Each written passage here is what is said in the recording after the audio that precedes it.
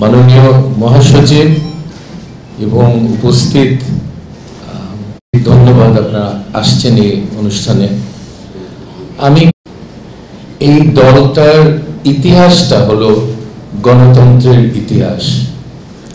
দুইবার তারা গণতন্ত্রকে রক্ষা করেছে ফ্যাসিবাদী আওয়ামী লীগের থেকে।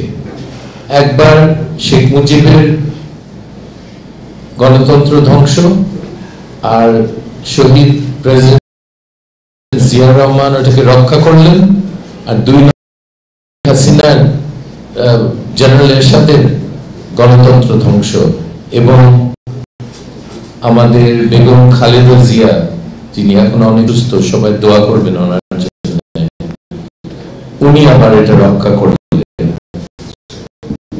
এটা একটা ঐতিহাসিক ভূমিকা। এক বহুদলীয় গণতন্ত্র রক্ষা করেছে। আমি ইতিহাসে এরকম কোন ধরনের অন্য কোন দেশে দেখি না।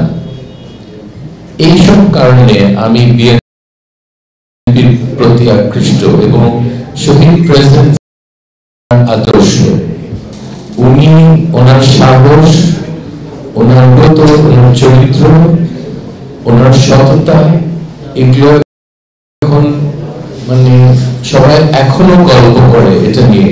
এত বড় মানে মানুষের কি কোয়ালিটি ছিল, গ্রামের লোক ওনার কথা বলে যে এরকম মানুষ আর বাংলাদেশে জন্মাবে না, হয়তো জন্মাবে না আরো 1000 বছর, আমি জানি না। কিন্তু আমরা মনে করি যে বিএনপি এখন যে নেতৃত্বে আছে এবং যারা আছেন বিএনপির সিনিয়র নেতারা আমাদের দেশের নতুন প্রজন্মকে তাদের সব স্বপ্ন পূরণ করতে পারবে। তাদের যে ভিশন দেশের জন্য, এটা আগে ভিশন না, অনেক অনেক কিছু বদলে গেছে। আমাদের acting chairman, right, Tarique Rahman সাহেব,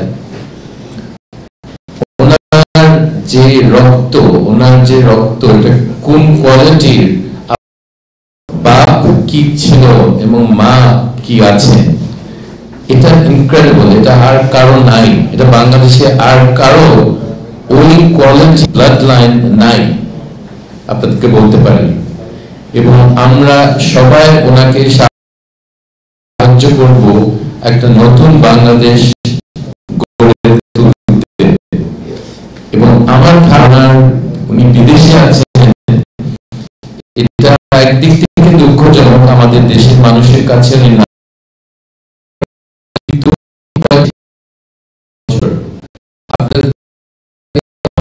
মানুষের এটা হলো টপ ক্লাস, এবং এই মানুষগুলিকে দিয়ে একটা টপ ক্লাস দেশ, প্রথম সারির দেশ তৈরি করা যাবে ইনশাল্লাহ।